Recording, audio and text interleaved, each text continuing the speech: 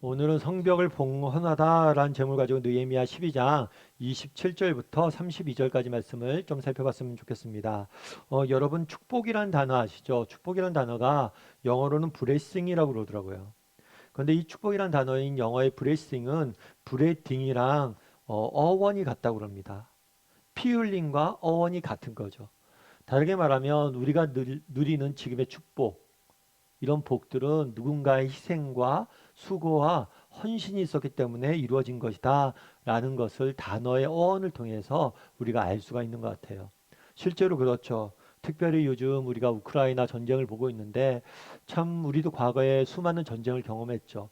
외부의 침입을 당했고 그때 수고했던 수많은 우리 믿음의 선배들과 선조들이 있었기 때문에 오늘 우리가 이러한 은혜를 누리는 게 아닌가 싶어요. 그래서 우리가 누리는 축복은 누군가의 희생으로 전제한 거죠. 우리가 하나님의 자녀가 되는 것, 예수 그리스도가 주시는 구원의 은혜를 맛보는 것 역시 예수님의 십자가의 피 흘리심이 있었기 때문에 가능한 거겠죠. 오늘 본문은 예루살렘 성벽을 완공해서 하나님 앞에 드리는 봉헌식의 한 장면입니다. 이 성벽이 완공되고 봉헌되는 것 역시 마찬가지예요. 그냥 저절로 이루어진 게 아니죠. 느헤미야를 비롯해서 수많은 사람들의 헌신과 수고가 있었기 때문에 이 성벽이 완성되어지고 이렇게 봉헌되어지는 자리까지 나가게 된 거겠죠. 그래서 오늘 저는 여러분과 함께 이 성벽을 봉헌하는 장면에 대해서 좀 살펴보길 원합니다. 이를 통해서 하나님께서 주시고자 했던 메시지는 무엇이었는지, 우리는 이 땅에서 어떻게 살아야 될지에 대해서 몇 가지 이야기를 좀 나눠봤으면 좋겠습니다. 우리 먼저 1장 1절부터 2절까지 말씀을 같이 한번 읽어볼까요? 같이 읽었으면 좋겠습니다. 백성의 지도자들은 예루살렘에 거주하였고 그 남은 백성은 제비를 뽑아 10분의 1은 거룩한 성 예루살렘에 거주하였고 그 10분의 9는 다른 성읍에 거주하게 하였으며 예루살렘에 거주하기를 자원하는 모든 자를 위하여 백성들이 복을 빌었느니라. 예, 느헤미야가 예루살렘 성에 대한 이야기를 들었습니다. 예루살렘 성이 완전히 폐허가 되었다라는 이야기를 듣습니다. 그래서 느헤미야가 예루살렘에 오죠. 그런 다음에 제일 먼저 한 일이 뭐냐면 성벽을 재건하는 일이에요. 그래서 성벽을 재건하는 것도 쉽지 않았습니다. 그렇지만 전 예루살렘 성의 사람들이 또 그리고 예루살렘 이스라엘 백성들이 힘을 합쳐서 성벽을 재건을 해요. 그런데 성벽을 재건했다고 끝나는 게 아니었어요. 왜냐하면 성벽만 재건되었지 성 안은 여전히 사람들이 거할 처소가 없어 부족했고 여전히 폐허 상태로 있었기 때문이에요. 뿐만 아니라 여전히 외부에서 끊임없이 예루살렘 성을 무너뜨리고자 하는 음모와 시도들이 지속되고 있었습니다. 따라서 이 성벽을 재건한 다음에 이 성을 지키며 성 안에 거주할 사람들을 선출하게 돼요. 선발하게 돼요. 그래서 지난주에 살펴본 것처럼 백성의 지도자들이 먼저 모범을 보이면서 성 안에 거주하게 되죠. 그리고 남은 백성들은 제비를 뽑아 10분의 1이 예루살렘 성에 살기로 결단하게 됩니다. 그래서 10분의 1 제사장들과 백성의 지도자들이 먼저 예루살렘에 거주하였고 그 다음에 남은 백성 중에서 10분의 1이 제비를 뽑아서 예루살렘 성에 거주하게 됩니다. 그럼 나머지 10분의 9는 어떻게 됐을까요? 그 10분의 9는 다른 성읍에 거주하게 하였으며 그리고 어떻게 되었냐면 예루살렘에 거주하길 자원하는 모든 자를 위해서 백성들이 복을 빌었다. 나머지 10분의 9는 다른 성에 거주하게 됐는데 그냥 10분의 9는 그래 너희들 예루살렘 성가서 잘 살아 라고 끝난 게 아니에요. 그들은 뭘 했냐면 이 예루살렘 성에 살기로 한 사람들을 위해서 한 마음으로 복을 빌었다. 다르게 말하면 한 마음으로 이들을 위해서 기도해 주었다라는 사실을 우리는 보게 됩니다. 그날에 예루살렘 성벽이 재건이 되었어요. 그리고 예루살렘 성을 재건해야 됩니다. 그런데 이것은 단순히 몇 사람들에게 맡겨진 임무가 아니에요.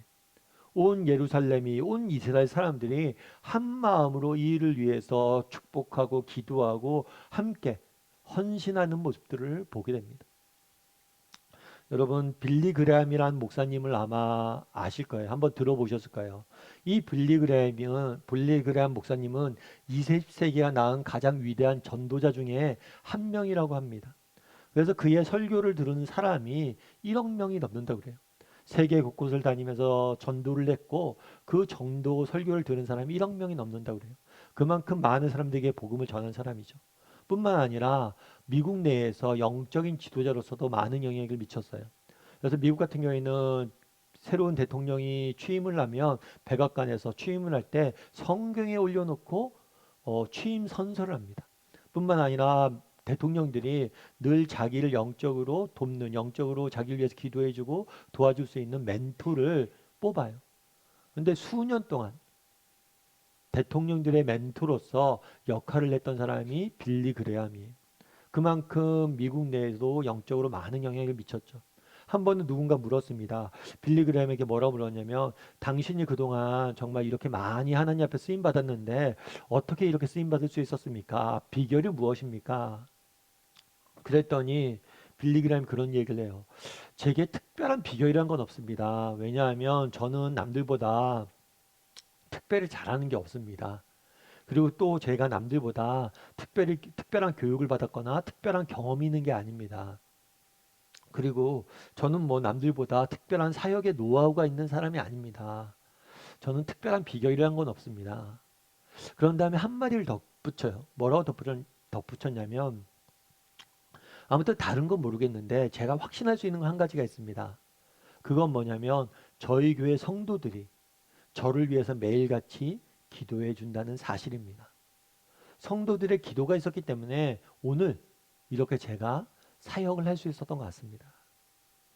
그날에 예루살렘 성 안에서 성벽을 재건하고 가꾸는 사람들 선출합니다.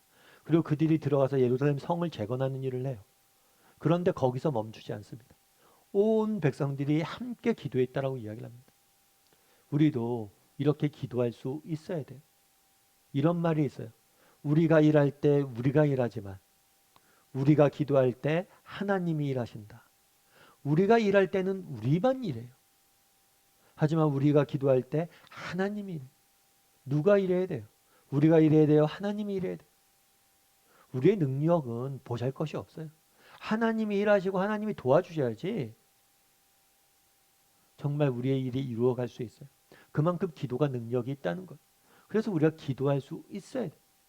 그날의 이스라엘 백성들처럼 우리가 한 마음으로 정말 우리의 가정을 위해서, 우리의 일터를 위해서, 우리가 속한 공동체를 위해서, 나라를 위해서 우리가 기도할 수 있어야 돼. 그랬을 때 기도를 통해서 우리의 기도를 통해서 하나님이 일하시는 거예요. 여러분 코카콜라를 아시죠? 우리가 많이 뭐 마시기도 하고 좋아하는 사람도 있고 안 좋아하는 사람도 있겠지만 많이 마시기도 하는 그런 음료죠. 코카콜라는 전 세계 음료 시장의 40% 가까이를 차지하는 굉장히 음료 시장을 굉장히 크게 이렇게 큰 음료 시장이에요. 회사예요. 그래서 코카콜라의 경쟁 상대는 물이란 이야기가 있어요. 그러니까 음료수 중에선 이미 우리가 제일 많이 팔리니까 물만큼 많이 팔리는 그런 회사가 되겠다는 거죠. 그런데 이 코카콜라를 처음 만든 사람은 존 팸스턴이란 분이세요. 이분이 코카콜라 그 음료의 원액을 처음 만든 사람이에요. 근데 이분이 처음 코카콜라를 만들었는데 처음 코카콜라를 만들었을 때는 별로 인기가 없었어요. 그래서 많이 팔리지도 않았습니다. 지금 같은 세계적인 기업이 되지 못했어요. 그러다가 이분이 건강이 안 좋아지면서 이 코카콜라를 만드는 비법과 마케팅하는 모든 이런 권리를 다른 사람에게 팔게 됩니다. 그게 누구냐면 아서 캔들러라는 분이세요. 사실 이분한테 이 코카콜라의 비결을 팔 때는 굉장히 저렴한 가격에 지금에 비하면 굉장히 저렴한 가격에 모든 것을 팔았어요. 그런데 이 아서 캔들러가 그것들을 상업화시키면서 전 세계적인 기업이 되는데 초석을 놓은 거죠. 근데 재밌는 것은 이 아서 캔 이렇게 보면 어떻게 보면 아서 캔들러가 굉장히 행운을 차지한 사람이죠. 자기가 만든 것도 아니고 싼 값에 샀으니까. 그런데 이 아서 캔들러는 원래 알코올 중독자였어요. 그래서 알코올 중독자였고 젊은 날 많은 시간들을 허비를 했습니다. 그런데 하루는 이렇게 길을 걸어가고 있는데 이상한 음성이 들리는 거예요. 어떤 음성이 들리냐면 본능에 빠져서 인생을 낭비하지 마라. 본능을 쫓아 인생을 낭비하지 마라. 이 이야기 계속 들리는 거예요. 그래서 이상하다, 이상하다 싶어서 집에 와서 이야기를 했어요. 아니, 내가 오늘 길을 갔는데 이런 음성이 계속 들려. 그랬더니 이 아내가 그런 얘기를 하는 거예요. 사실은 내가 당신을 위해서 기도하고 있었다고 그 시간에. 정말 우리 남편 정말 술 좀 끊게 해달라고. 술 좀 끊고 정말 정신 차려서 일하게 해달라고. 그 기도를 통해서 하나님이 일하신 거죠. 사실 그렇죠.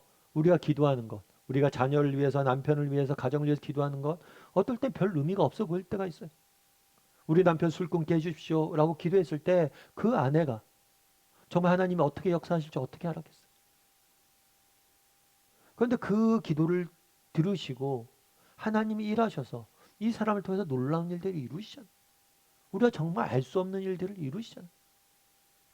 그만큼 한 사람의 기도는 능력이 있는 거예요.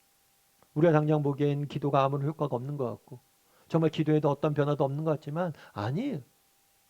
우리의 기도는 다 버려지지 않습니다. 다 쌓여서 다 기도를 통해서 하나님께서 일하세요. 우리의 문제는 무엇입니까? 어쩌면 기도하지 못하는 것.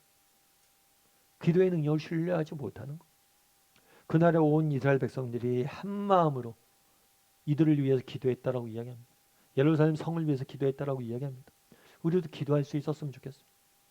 우리의 가정을 위해서, 우리의 일터를 위해서, 우리가 속한 공동체를 위해서, 나라와 민족을 위해서 정말 기도할 줄 아는 사람이 되길 원합니다. 그랬을 때 하나님께서 우리의 기도를 통해서 일하실 줄 믿습니다. 우리 두 번째로 우리 27절과 28절 말씀 같이 한번 읽어볼까요? 같이 읽도록 하겠습니다. 예루살렘 성벽을 복원하게 되니 각 처에서 레위 사람들을 찾아 예루살렘으로 데려다가 감사하며 노래하며 재금을 치며 비파와 수금을 타며 즐거이 봉헌식을 행하려 하매 이에 노래하는 자들이 예루살렘 사방들과 느도바 사람의 마을에서 모여들고 네, 예루살렘 성벽을 완공을 했어요. 그런 다음에 봉헌식을 거행을 합니다. 그래서 우리가 어떤 건물이 딱 지어지면 건물을 짓고 나서 앞에 모여서 테이프 커팅을 하면서 이렇게 준공식이나 이런 걸 하는 거죠. 그런 봉헌식을 하게 된 거예요. 이 봉헌식을 할 때 사람들이 어떻게 참여했다고 되어 있냐면 감사하며 노래하며 즐거이 봉헌식을 행했다라고 되어 있어요. 그래서 봉헌식을 행할 때 사람들의 마음과 자세는 뭐냐면 감사와 찬양과 기쁨이 넘쳤다는 걸 알 수가 있어요. 실제로 오늘 봉헌식의 오늘 본문이 속한 본문을 쭉 읽다 보면 이 감사라는 단어가 6번이 등장을 합니다. 그리고 노래했다는 단어가 8번이 등장을 해요. 그리고 기쁨, 즐거이라는 단어가 7번이 등장을 해요. 그만큼 감사와 찬양과 기쁨 가운데 봉헌식을 거행했음을 알게 돼요. 그런데 재미있는 건 이 봉헌이라는 표현이에요. 우리가 건물이 완공이 되면 오늘날 표현하면 준공식이란 걸 합니다. 준공식은 뭐예요? 이 건물이 완공되었음을 알리는 의식이에요. 그런데 봉헌식을 했다고 그래요. 봉헌하다는 건 뭐냐면 드리다라는 게 드리다. 성벽을 완성을 한 다음에 뭘 했냐면 성벽을 하나님께 드릴 거예요. 그러면 이 성벽을 하나님께 왜 드렸냐는 거예요. 그리고 또 하나님은 이 성벽을 왜 받으셨을까요? 이 세상 모든 만물을 가지신 분인데 그 성벽 그거 하나 가지셔서 뭘 하시겠다고? 왜 봉헌식을 했을까요? 이 봉헌했다는 사실에서 우리가 알 수 있는 건 뭘까요? 이 봉헌식 하나님께 드린 이유, 이 봉헌 하나님 앞에 드린 이유 중에 하나는 뭐냐면 가장 우선하는 요소 중에 하나는 뭐냐면 감사예요, 감사. 앞서도 이야기했지만 이 사람들이 감사하며 찬양했다고 그랬잖아요. 감사해요, 감사. 사실 느헤미야가 예루살렘 성벽이 무너졌다는 소식을 들었습니다. 그런 다음에 그 당시 페르시아를 다스리고 있던 아닥사다 왕에게 부탁을 하죠. 내 고국의 성이 무너져 있습니다. 이걸 재건해야 되겠습니다. 아닥사다 왕이 허락을 해요. 그래서 많은 물품들을 지원을 합니다. 그리고 느헤미야가 와서 꼼꼼히 계획을 세우고 하나하나 처리를 해요. 그뿐만 아니라 많은 이스라엘 백성들이 사방에서 모여들어서 성벽 재건하는 일에 함께 헌신을 합니다. 그런데 이 성벽이 완공된 게 아닥사스다의 도움이나 나의 수고나 아니면 백성들의 헌신만으로 이루어졌다는 게 아니에요. 이 성벽이 결국에 완공되었을 때 근본적인 이유는 뭐냐? 하나님의 도우심이라는 거예요. 하나님의 도우심이 없이는 이건 결코 완성될 수 없다는 거예요. 그래서 봉헌식을 한 거예요. 감사드리는 거예요. 이 봉헌식을 통해서 왜 하나님께 드렸느냐? 이건 하나님께서 하시지 않았으면 결코 이루어질 수 없었습니다. 이것은 하나님의 것입니다. 라고 하나님 앞에 드리는 것. 우리도 마찬가지죠. 정말 우리 인생도 결국 우리의 힘과 우리의 능력으로 살 수 있는 게 아니에요. 뭐 젊은 날에는 내 힘으로 내 능력으로 다 되는 것 같죠. 그런데 나이 들어보면 알아요. 잃어보면 알아요. 여러분, 내가 오늘 일하는 것, 내가 열심히 살아가는 것, 정말 하나님께서 우리의 건강 허락하시고 우리의 주변 환경을 허락하지 않았다면, 이렇게 좋은 부모 밑에 태어나게 하지 않았다면 어떻게 우리가 살아갈 수 있어요? 나중에 여러분 건강 한번 잃어보십시오. 건강 내가 지키는 거 아니에요. 하나님 우리에게 허락하시는 거예요. 아, 내가 건강을 하나님께 허락하셨고 이 건강이 있을 때 더 열심히 일했어야 되는구나. 정말 하나님의 도움 없이는 아무것도 이루어질 수 없어요. 그날에 예루살렘 성에 모인 사람들도 마찬가지. 이스라엘 사람들도 마찬가지. 느헤미야도 마찬가지. 이거는 우리가 한 게 아니라 하나님이 도우셔서 한 겁니다. 그래서 이것은 하나님의 것입니다. 라고 고백하는 거예요. 왜 봉헌했느냐? 첫 번째는 감사예요. 그런데 감사해서 끝나지 않아요. 두 번째는 기대예요. 기대. 어떤 기대냐? 오늘 하나님 앞에 이 성벽을 드렸잖아요. 왜 드렸어요? 하나님, 이 성벽을 지금 저희가 만들었습니다. 이 성벽을 하나님께 드리오니 하나님께서 받아주시옵소서. 그리고 이 성벽을 통해서 뭘 해달라는 거예요? 일해 주시옵소서. 이 성벽을 통해서 일하여 주시옵소서. 이 성벽을 통해서 하나님의 역사가 나타나게 해달라고 기도한 거예요. 당시 상황을 우리가 한번 생각해 볼 필요가 있어요. 당시 아까 얘기했던 것처럼 예루살렘 성이 폐허가 됐어요. 느헤미야가 돌아왔어요. 이제 겨우 성벽을 재건을 했어요. 성 안에 가옥들도 없고 여전히 외부의 침공도 있고 앞으로 해야 될 일이 산적해 있어요. 이제 겨우 첫 발을 디딘 거예요. 그런데 이제 첫 발을 디뎠는데 뭘 하는 거예요? 감사해요. 뿐만 아니라 기대감이 있는 거예요. 우리 앞에 많은 문제들이 산적되어져 있지만 이 성벽을 재건하게 하셨던 하나님께서 남겨진 문제들도 해결해 주실 것이고 우리를 통해서 이 성벽을 통해서 예루살렘 성을 통해서 놀라운 일들이 이루어질 것이다. 이런 믿음이 있는 거예요. 그래서 우리 성벽을 통해서 하나님께 사용해 달라고 하나님 앞에 드리는 거예요. 그날에 왜 봉헌했느냐? 하나님께 드렸느냐? 감사와 기대가 있기 때문에 하나님이 이 성벽을 사용할 거라는 기대가 있기 때문에. 그럼 우리도 마찬가지예요. 여러분, 우리는 어때요? 지난 한 주간 우리 살아왔잖아요. 지난 한 주간 우리 살아왔는데 오늘 예배 드리기 전에 한 주를 마무리하면서 감사가 있었나요? 참 내 인생에 여전히 많은 문제들이 있고 염려도 있고 걱정도 있지만 그래도 지난 한 주간 하나님께서 지켜주셔서 저 건강히 내게 맡겨진 일을 잘 감당했습니다. 라는 감사가 있나요? 그리고 또 기대가 있나요? 내일부터 월요일인데 한 주간 또 살아가야 되는데 야, 지난 한 주간 인도했던 하나님께서 다음 한 주간에도 내 인생을 인도해 주겠지. 여전히 부족하고 연약하지만 성벽을 통해서 일하셨던 하나님께서 내 인생을 통해서 일하시겠지. 새 한 주간에는 또 다른 역사를 내 삶을 통해 나타내시겠지. 라는 기대감이 있나요? 정말 우리에게도 이런 기대감이 있어요. 우리는 그날의 이스라엘 백성들처럼 봉헌식을 하진 않습니다. 하지만 우리는 매일 봉헌해야 돼요. 우리의 삶을 하나님께 드려야 돼요. 다르게 말하면 매일 우리의 삶 가운데 감사가 있고 매일 우리의 삶 가운데 뭐가 있어야 돼요? 기대가 있어요. 정말 하나님께서 비록 여러 가지 문제에 산적해 있지만 우리를 통해서 일하실 것이다. 정말 이런 감사와 기대가 있는 저와 여러분이 되었으면 좋겠습니다. 멕시코에 보면 멕시코에 보면 독특한 부족이 하나 있대요. 어떤 부족이냐면 타라우마라라는 부족이 있어요. 이 부족은 달리기를 굉장히 좋아하는 민족이에요. 그래서 뭐 농담으로 아이가 태어나면 걷는 것보다 달리는 걸 먼저 배운다. 그 정도로 달리기에 집중되어 있는 부족이에요. 그런데 이 부족이 사슴을 사냥하는 방법이 있어요. 사슴을 사냥할 때 오직 달리기만으로 사슴을 사냥한대. 그런데 재미있는 건 뭐냐면 사슴이 달릴 때 속도가 어느 정도냐면 60에서 80km로 달려요. 사슴이. 그런데 인간은 아무리 빨리 달려도 이거의 절반밖에 되지 않거든요. 그런데 어떻게 달리기로 사슴을 잡을까요? 다른 도구 없이. 이들이 사슴을 잡는 방법은 빨리 달리는 것에 있지 않대요. 오래 달리는 것에 있는 거예요.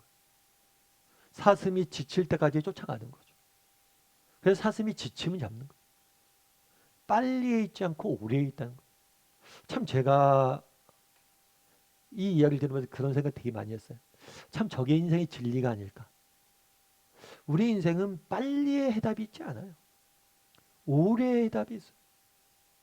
내가 어떤 능력이 있어서, 내가 뭘 잘해서, 무엇인가 빨리 하고 이런 것에 해답이 있지 않아요. 정말 우리가 얼마나 그 일을 오래 끈기 있게 인내하며 할 수 있느냐? 여기에 해답이 있어요. 그랬을 때 우리는 열매를 맛볼 수 있는 거예요. 그럼 우리는 어떻게 오랫동안 인내하며 선신할 수 있습니까? 우리가 오랫동안 수고하고 헌신하고 인내할 수 있는 이유가 있죠. 우리에게 누가 계시기 때문이에요? 하나님이 계시기 때문에. 하나님께서 이때까지 인도해 주신 내 인생을 인도해 주셨던 하나님께서 이후에도 우리의 인생을 인도해 가실 것이다. 비록 우리가 부족하지만, 우리가 비록 연약하지만, 우리가 비록 가진 것이 없지만, 오히려 문제투성일 것처럼 느껴질지 모르지만 여전히 하나님께서는 우리 인생 가운데 일하실 것이다. 그런 기대감이 우리에게 필요합니다. 그래야지 달려가죠, 끝까지. 바라기는 그날의 이스라엘 백성들이 봉헌했습니다. 우리도 정말 우리의 인생을 날마다 봉헌할 수 있는 사람이 되었으면 좋겠어요. 하나님 앞에 날마다 감사하며 정말 하나님께서 부족하지만 우리를 통해서 이루실 일들을 기대하며 하루하루 살아갈 줄 아는 저와 여러분이 되기를 주님의 이름으로 소원합니다. 마지막으로 우리 30절과 31절 말씀을 같이 한번 읽어볼까요? 같이 읽도록 하겠습니다. 제사장들과 레위 사람들이 몸을 정결하게 하고 또 백성과 성문과 성벽을 정결하게 하니라. 이에 내가 유다의 반백들을 성벽 위에 오르게 하고 또 감사 찬송하는 자의 큰 무리를 둘로 나누어 성벽 위로 대오를 지어 가게 하였는데 한 무리는 오른쪽으로 분문을 향하여 가게 하리. 네, 봉헌식을 사람들이 행했어요. 그런데 이 봉헌식을 어떤 방식으로 행했는지 성경은 좀 자세히 설명하고 있어요. 그래서 어떤 방식이었냐면 먼저 했던 게 뭐냐면 정결 예식을 했어요. 정결 예식. 먼저 제사장들과 레위 사람들을 정결하게 했어요. 그런 다음에 백성과 성문과 성벽을 정결하게 했어요. 깨끗하게 한 다음에 뭘 한 거예요? 드린 거예요. 이 정결 예식은 뭐냐면 깨끗하게 하다라는 뜻이에요. 그래서 구약의 율법에 보면 물로 씻어서 깨끗하게 하든가 동물의 피로, 제사를 지낸 피로 깨끗게 하든가 아니면 부정한 것들을 만지지 않으므로 특정 기간 동안 만지지 않으므로 정결하게 하는 의식들이 있어요. 어떤 방법을 썼는지 모르겠지만 아무튼 정결 의식을 행한 다음에 뭘 한 거예요? 봉헌식을 한 거예요. 봉헌식을 할 때도 어떻게 했냐면 유다의 백성들을 성벽 위로 오르게 해요. 그런 다음에 큰 무리를 둘로 나누어서 성벽을 지나가게 해요. 지나가는데 한쪽은 오른쪽으로 한쪽은 왼쪽으로. 이렇게 성벽이 있으면 성벽을 사람들이 올라가서 다닐 수가 있습니다. 그래서 올라가서 오른쪽으로 한 그룹, 왼쪽으로 한 그룹 쭉 돌게 해요. 그런데 만난 다음에 성내로 들어와서 이곳에서 봉헌 예식, 제사를 드리고 예식을 행하게 한 것. 그렇다면 왜 이런 방식으로 봉헌을 했을까요? 이걸 통해서 우리가 알 수 있는 것은 뭘까요? 먼저 오늘 본문에서 이렇게 돼 있잖아요. 정결 예식을 먼저 했어요. 성벽을 드리기 전에 성벽을 정결하게 했어요. 예식에 참여한 사람들도 먼저 예식에 참여하기 전에 정결하게 했어요. 깨끗하게 했어요. 그럼 왜 이렇게 했냐는 거예요. 이걸 통해서 우리가 알 수 있는 건 뭐냐는 거죠. 이걸 통해서 우리가 발견할 수 있는 건 뭐냐면 하나님이 우리가 하나님 앞에 쓰임 받거나 하나님 앞에 드려지기 위해서 먼저 해야 될 것이 있어요. 그 먼저 우리가 뭐예요? 준비되어져야 돼요. 하나님이 쓰시기에 깨끗한 그릇을 준비돼야 돼요. 예를 들면 그러죠. 여러분들이 음식을 준비합니다. 음식을 준비할 때 더러운 그릇에 음식을 준비한 사람이 뭐 있어요? 제일 먼저 음식을 준비할 때는 뭘 해요? 그릇을 깨끗이 닦죠. 깨끗한 그릇을 만든 다음에 음식을 준비를. 마찬가지로 우리가 쓰임 받기 위해서는 하나님 앞에 정말 이렇게 준비된 그릇이 되었을 때 우리는 쓰임 받을 수 있는 거예요. 그러니까 결국에 우리의 문제는 어쩌면 하나님이 쓰시느냐 안 쓰시느냐의 문제가 아니에요. 정말 중요한 건 뭐냐면 우리가 하나님 앞에 준비만 된다면 하나님께서는 언제든지 우리를 쓰실 거라는 거예요. 젊은 날 저도 청년회 때 그런 기도 많이 했어요. 하나님 저의 인생을 통해서 하나님 저를 사용하여 주십시오. 그런데 그때 우리 청년부에 있는 많은 선배들이 영적인 선배들이 저한테 그런 조언을 했어요. 승원아, 우리가 하나님이 우리를 어떻게 쓰실지 모른다. 그건 우리의 관심사가 아니다. 어떻게 어디에 쓰실지는 관심사가 아니다. 우리의 정말 관심사는 뭐냐면 우리가 준비되어지냐다. 우리가 준비되어진다면 준비만 되어진다면 하나님이 안 쓰시겠냐.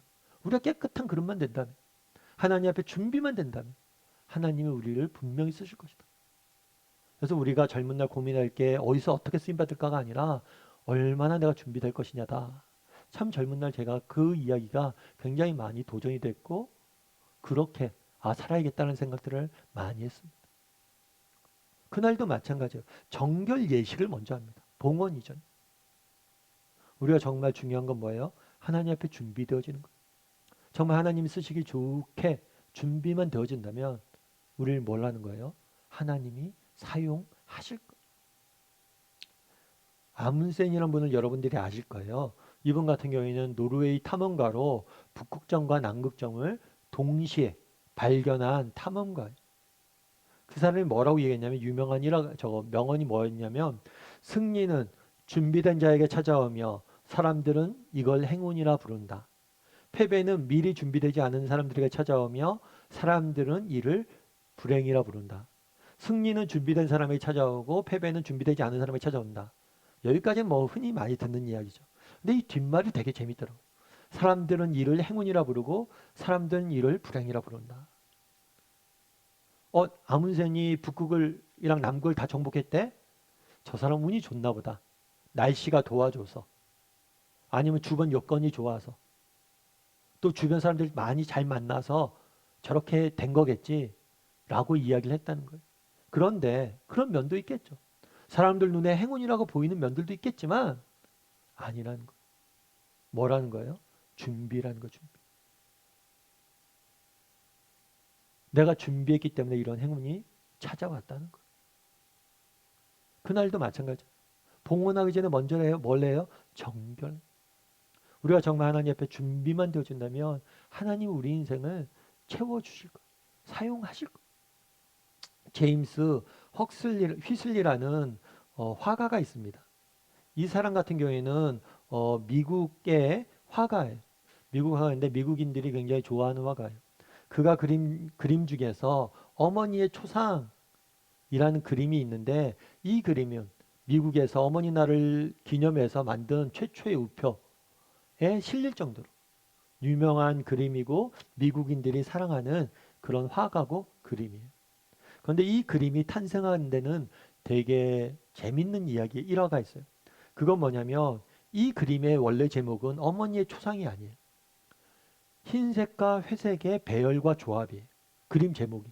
그러니까 초점이 어머니에게 있는 게 아니에요. 흰색과 회색의 조합에 색감에 있었던 거예요. 그런데 나중에 좋아 있었던 거죠. 그리고 이 그림이 되게 재밌는 게 원래는 모델이 있었어요. 근데 이 모델이 못 온 거예요. 그래서 부득이하게 모델이 못 와서 아들이 낙심했으니까 어머니가 대신 모델이 되겠다고 이야기한 거죠. 게다가 이 화가가 손이 좀 느려요. 그림을 굉장히 천천히 그려요. 그래서 원래 모델이 서서 있어야 되는데 어머니가 연로하다 보니까 서 있지 못하고 앉아서 그림을 그리게 된 거예요. 그래서 이 그림의 제목은 어머니에 되는 것이 아니에요. 그런데 재밌는 건 뭐냐면 이 그림이 걸렸을 때 이전까지는 이 사람은 굉장히 무명 화가였어요. 사람들이 그 사람이 그림에 관심을 갖지 않았어요. 근데 이 그림이 전시된 다음에 많은 사람들이 이 그림에 감동을 받습니다. 특별히 어머님의 모습에. 그전까지는 밝은 색의 온화한 모습을 한 어머니만 그렸는데 무채색의 정말 인생에 많은 무게를 쥐고 있는 어머님의 모습을 그렸다고 사람들이 본 거예요. 그래서 이 그림을 통해서 어머님의 모습을 본 거예요, 사람들이. 그래서 이 그림에 대해서 감동을 한 거죠. 근데 재밌는 거는 정작 화가는 어머니를 그린 게 아니에요. 근데 사람들은 어머니를 본 거죠. 그래서 사람들이 그런 얘기를 한 거예요. 이 그림을 보고 행운이다. 그런데 행운은 아니에요. 왜냐하면 이 휘슬러가 어렸을 때 미술에 대한 재능이 있는 걸 어머니가 발견했어요. 어머님이 굉장히 신앙심이 깊으신데 어머님이 발견했어요. 그래서 가난한 형편임에도 불구하고 이 아들을 위해서 정말 교육을, 미술 교육을 시킨 거예요. 중간에 이 아들이 미술이 싫어서 육군 사관학교를 가게 됩니다. 그래서 또 낙제를. 그랬을 때도 어머니가 다시 한번 권면합니다. 뿐만 아니라 중간에 무명 세월이 굉장히 길었어요. 그때도 어머니가 끊임없이 그를 권면하고 위해서 기도해 줬어요. 어쩌면 사람들이 그날 봤던 어머니, 행운으로 본 게 아니에요. 그 어머니의 실제 삶이 그 그림에 담겨져 있었던 거죠. 우리도 마찬가지. 정말 우리가 오늘 뿌리고 정말 우리가 기도하고 우리가 수고하는 것들 다 사라지지 않아요. 행운이라고 말한 것들 앞서 얘기했던 것처럼 준비된 자들에게 찾아오는 거예요. 우리가 오늘 준비되어진다면 하나님이 쓰실 거예요. 하나님의 때, 하나님의 방법으로. 정말 그것들을 믿고 우리가 준비된 사람이 되었으면 좋겠어요. 날마다 하루하루 살아가면서 정말 믿음을 갖고 하나님 제 인생을 사용해 주십시오 기도하고 정말 하나님 쓰시기에 좋은 그런 그릇이 되게 해달라고 기도하고 정말 그런 사람이 되기 위해서 하나님이 기뻐하시는 사람이 되기 위해서 노력했으면 좋겠어요. 그랬을 때 우리가 흘린 눈물들, 땀들, 수고들 하나님의 때 다 거두게 하실 거예요. 다 우리를 사용하실 거예요. 그런 믿음을 가지고 날마다 하나님 앞에 준비되는 삶을 사는 저와 여러분이 되기를 주님의 이름으로 소원합니다.